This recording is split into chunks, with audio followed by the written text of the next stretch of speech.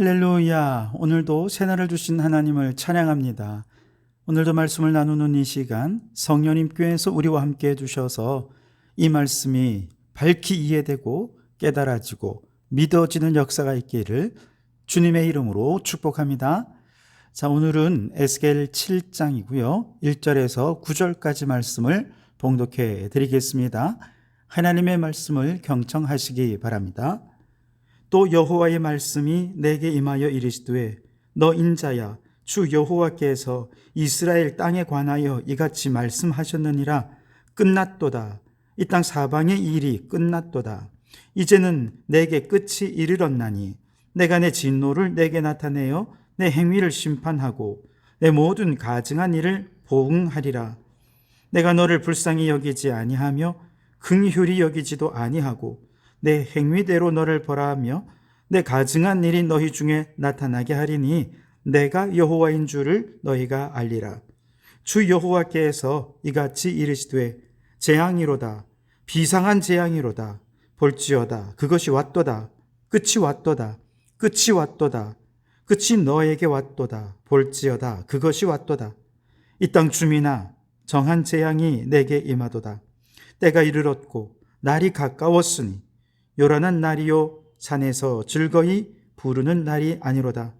이제 내가 속히 분을 내게 쏟고 내 진노를 내게 이루어서 내 행위대로 너를 심판하여 내 모든 가증한 일을 내게 보응하되 내가 너를 불쌍히 여기지 아니하며 긍휼히 여기지도 아니하고 내 행위대로 너를 벌하여 너의 가증한 일이 너희 중에 나타나게 하리니 나 여호와가 때리는 이임을 내가 알리라.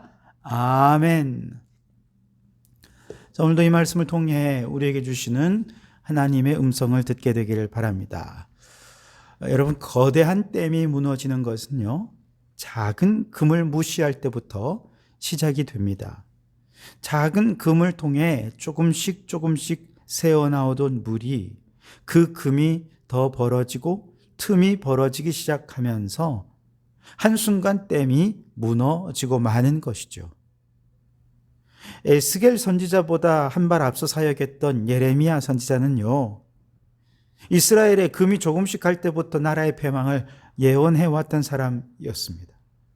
반면에 에스겔 선지자는 이제 더 이상 막아설 수 없을 만큼 금은 커져버렸고 틈은 멀어졌고 이제 댐이 무너지기 직전입니다. 하나님의 심판의 임박성에 대해서 말씀하시면서 이제 댐이 완전히 무너지게 되었다라고 경고하는 내용이 오늘 우리가 읽은 본문의 말씀입니다. 2절의 하반절에 보시면 끝났도다. 이 땅 사방의 일이 끝났도다. 3절 말씀에도 이제는 내게 끝이 이르렀나니. 선지자의 목소리가 다급하게 끝을 선포하고 있습니다. 영원할 것만 같았던 하나님의 백성의 나라 이스라엘의 종말이 선포되고 있는 것이죠. 하나님이 우리와 함께 하시고 우리가 그의 백성이 되어 있으면 이 나라 영원하리라 그렇게 믿고 있었지만 안타깝게도 이 백성들의 포악과 죄악으로 인해 계속해서 심판은 예고되어 있었고 결국 그 죄악들이 쌓이고 커지고 길어지고 틈은 점점 벌어지면서 이제 더 이상 막을 수 없을 정도로 죄악이 이제 쏟아져 나오는 것이죠. 결국 댐은 무너지고 나라가 파멸되는 지경에까지 이르게 된 것입니다. 그러니 여러분, 오늘의 심판은 어느 날 갑자기 임한 것이 아니라는 것을 기억해야 됩니다. 오늘 내게 하나님의 심판으로 말미암아 질병이 임했습니까? 하나님의 심판으로 말미암아 우리의 삶에 고난과 환난이 찾아왔습니까? 이건 갑작스럽게 찾아온 것이 아니에요. 오랫동안 하나님께서 그렇게 기다리심에도 불구하고 응답하지 않다가 돌이키지 않다가 결국 그렇게 죄를 쌓고 쌓아서 그 결과 오늘의 심판에 이르게 되었다는 사실을 우리는 꼭 기억해야 됩니다. 4절 말씀해 보시면 나중에 9절에도 마찬가지입니다만 내가 너를 불쌍히 여기지 아니하며 더 이상 내가 너를 긍휼히 여기지도 아니하리라 라고 선언하십니다. 지금까지 이스라엘은 무엇에 의존해 있었습니까? 하나님의 긍휼하심에 의존해 있었습니다. 하나님이 이 백성을 불쌍히 여기시는 그 자비하심에 이 백성들이 의존하고 있었어요. 그런데 이제 더 이상 자비도 긍휼도 없이 심판이 임하게 될 것이다. 이건 최종적인 심판이라는 의미입니다. 5절에도 보면 그들에게 임하는 재앙은 그냥 재앙이 아니라 아주 비상한 재앙이 될 것이다 예고하고 있습니다. 6절 말씀에도 끝이 왔도다. 끝이 왔도다. 끝이 너희에게 왔도다. 볼지어다. 그것이 왔도다. 10절 말씀에도 볼지어다. 그날이로다. 볼지어다. 임박하도다. 어느 시대 어느 곳이든 죄가 가득한 곳은 종말이 임박했다는 것을 우리는 기억해야 됩니다. 물론 지금 당장 우리가 하나님 앞에 죄를 범한다고 해서 하나님께서 무작정 죄를 범할 때마다 심판하시느냐? 그렇진 않으시죠. 그러나 그 죄악이 점점 가득 차서 그 땅의 의인이 한 사람도 발견될 수 없을 때 하나님의 심판은 임할 수밖에 없는 것이죠. 소돔과 고모라 성은 의인이 10명이 없어서 망했습니다. 그만큼 죄가 관영했다는 것이죠. 예레미야 선지자 시대에 이스라엘의 의인 한 사람 찾는 것도 불가능했어요. 그 정도로 타락해버렸고 우상 숭배가 가득했기 때문에 심판을 받을 수밖에 없었던 것이죠. 북이스라엘이 멸망한 이후에 남유다가 멸망할 때까지는 150년의 시간이 있었습니다. 그 150년의 시간 동안 하나님께서 유다를 심판하지 않으신 이유는 유다가 북이스라엘보다 더 의로웠기 때문이 아닙니다. 그들도 북이스라엘처럼 처음부터 죄를 범하였습니다만 그래도 그 나라에는 북이스라엘과는 달리 선한 왕들이 나타나서 어떻게든 종교개혁을 통해서 이 백성들이 하나님께로 돌이키도록 하기 위해 최선을 다하는 왕들이 있었어요. 그래서 그들의 헌신으로 멸망을 막기는 했습니다만 그러나 이제는 더 이상 그들의 심판을 유보할 어떤 명분도 사라졌습니다. 왜냐하면 요시야 왕이 죽은 이후에 모든 왕들은 패역했고 온 땅에는 죄가 가득 차버려서 모든 것이 끝나버렸기 때문에 그렇습니다. 이제 이들에게 남은 것은 재앙밖에 없습니다. 그것도 그냥 재앙이 아니라 아주 비상한 재앙이 그들에게 기다리고 있는 것이죠. 중요한 것은 이제 이렇게 마지막 유다에 임할 그 재앙은 어떤 양상으로 임할 것이냐. 오늘 본문에는 몇 가지로 정리해 볼 수 있는데요. 우선 첫째는 그들이 죄악이 그대로 다 드러날 것이라는 거예요. 8절 마지막 부분에도 보면 내 모든 가증한 일을 내게 보응하되 그랬고요. 9절 마지막에도 너의 가증한 일이 너희 중에 나타나게 하리니 그랬습니다. 가증함이 온전히 드러난다, 나타난다. 여러분 이것은 무엇을 뜻하겠습니까? 그들이 지금까지는 죄로 생각하지 않았던 것들이 마지막에는 죄로 다 드러나게 되어 있다는 것이죠. 사실 죄를 범하는 사람들은요, 그들이 죄를 범하면서도 그걸 죄라고 생각하지 않습니다. 또 하나, 그들은 자신의 범한 죄를 아무도 모를 거라고 착각합니다. 통계에 따르면 죄를 저지르는 사람들의 대부분이 완전 범죄를 할 수 있다고 생각하면서 죄를 범한다는 것입니다. 만약에 이들이 그렇게 생각하지 않고 자신의 죄가 언젠간 드러나리라 생각을 하거나 혹은 이것이 죄라는 인식으로 죄책감을 가진다면 아마 그렇게 쉽게 죄를 범할 수는 없을 것입니다. 그런데 범죄의 대부분은 수사망을 피하지 못하고 결국 밝히 드러나게 되어 있습니다.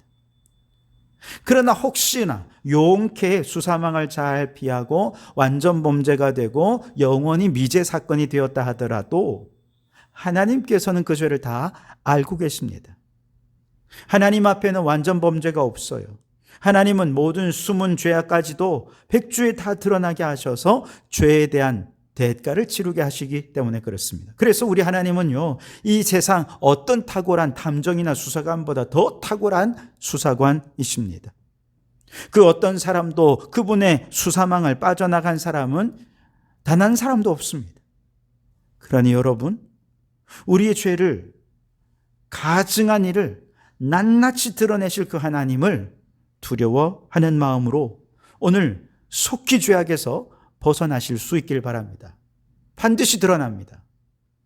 두 번째로 우리는 행위대로 심판을 받게 되어 있습니다. 4절, 8절, 9절에서 반복해서 말씀하시기를 내 행위대로 너를 심판한다. 내 행위대로 너를 벌한다. 그렇게 말씀하십니다. 세상에서는 사람들이 만민이 법 앞에 평등하다 이런 표현을 쓰지요. 당연히 그래야 된다고 생각하지만 현실에서 이 말이 정말 그럴 것이다 라고 믿는 사람은 아무도 없습니다. 왜냐? 세상에 힘 있는 자와 힘 없는 자 법 앞에서 절대 평등하지 않다는 것을 우리는 너무 자주 보기 때문에 그렇습니다. 힘 없는 사람들은요, 생계형 범죄를 저지른다 하더라도 엄벌에 처해집니다.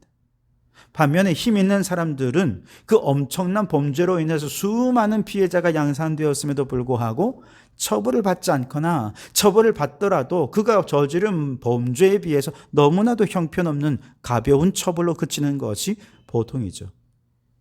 예전에 한 버스 기사가 이제 운행을 마치고 손님으로 받은 그 돈통에서 300원을 뽑아서 자판기 커피를 뽑아 먹었어요.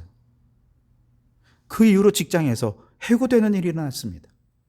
재판까지 갔는데 패소해버렸습니다.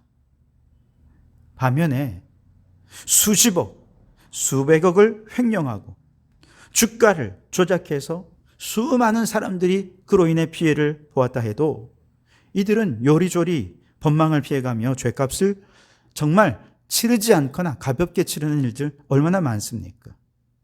그러나 여러분, 하나님 앞에서는 절대 그럴 수가 없습니다.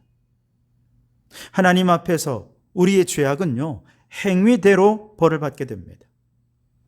죄를 적게 행한 사람은 적게 벌을 받을 것이고 죄를 많이 행한 사람은 많이 벌을 받을 수밖에 없을 것입니다. 이 세상에는 평생을 죄를 범하면서도 평안하게 세상에 즐길 거 다 즐기고 누릴 거 다 누리면서 그렇게 살아가는 사람이 있습니다. 그렇다 하더라도 하나님께서는 반드시 그를 심판하실 것입니다. 행위대로 심판하실 것입니다. 반대로 행위대로 하나님은 복도 주십니다. 우리가 하나님 앞에서 행한 모든 선한 일, 믿음의 일들을 하나님께서는 다 기억하고 계십니다. 그래서 우리가 천국에 갈 때 의의 면류관, 생명의 면류관을 씌워 주시는 것이죠. 천국의 하나님 보좌 가장 가까운 곳에 순교자들이 둘러서서 주님께 찬양과 영광을 돌려드리죠. 요한계시록 말씀에 보면 그 모습이 드러나고 있는 것을 보게 됩니다. 여러분, 오늘 우리의 행위가 하나님 보시기에 합당해서 복을 받으며 살아가는 우리 성도들이 되실 수 있기를 주님의 이름으로 축원합니다. 마지막으로 긍휼 없는 심판을 받게 될 거다 그랬습니다. 4절에 그리고 9절에 동일하게 내가 너를 불쌍히 여기지 아니하며 긍휼히 여기지도 아니하고라고 말씀하십니다. 말씀드렸듯이 우리 하나님께서는요, 죄인들에게 충분히 회개할 기회를 주십니다.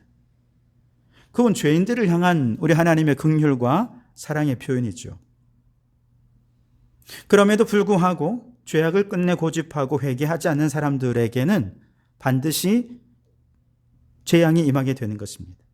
그때 그 심판의 날에 이제 더 이상 하나님의 긍휼과 자비를 기대할 수는 없습니다.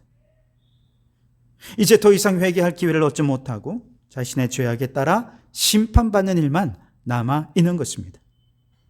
하나님은 죄인들에게 언제까지나 인내하시며 긍휼을 베푸시지는 않는다는 거예요. 다만 그 전에 충분한 회개의 기회를 주십니다. 그럼에도 불구하고 회개하지 않는 자에게는 긍휼 없는 심판이 기다릴 뿐이지요. 여러분, 사랑과 긍휼이 많으신 하나님께서 지금도 계속해서 우리를 기다리고 계십니다. 용서하고 계십니다. 끊임없이 회개할 기회를 주고 계십니다. 우리가 이걸 깨닫는다면 오늘 우리가 회개할 기회인 줄 알고 마지막 긍휼 없는 심판을 면하기 위해 돌이키고 회개하여서 하나님의 사랑을 받고 하나님께 칭찬받고 저 영원한 천국에서 의의 면류관을 받아 쓰는 하나님의 자녀로 살아가시는 성도들이 되시기를 주님의 이름으로 축원합니다. 기도하겠습니다. 하나님, 오늘 새 하루를 주심에 감사합니다. 이 날은 구원의 때요 은혜의 날이오니 죄악에서 돌이켜 은혜로 나아가게 하옵소서. 구원받은 자답게 하나님을 의지하고 의식하며 믿음으로 살게 해 주시옵소서. 하나님의 긍휼 없는 심판이 임하기 전에 우리의 행위를 주님께로 돌이켜서 행위대로 심판받는 것이 아니라 행위대로 복받는 자가 되게 해 주시옵소서.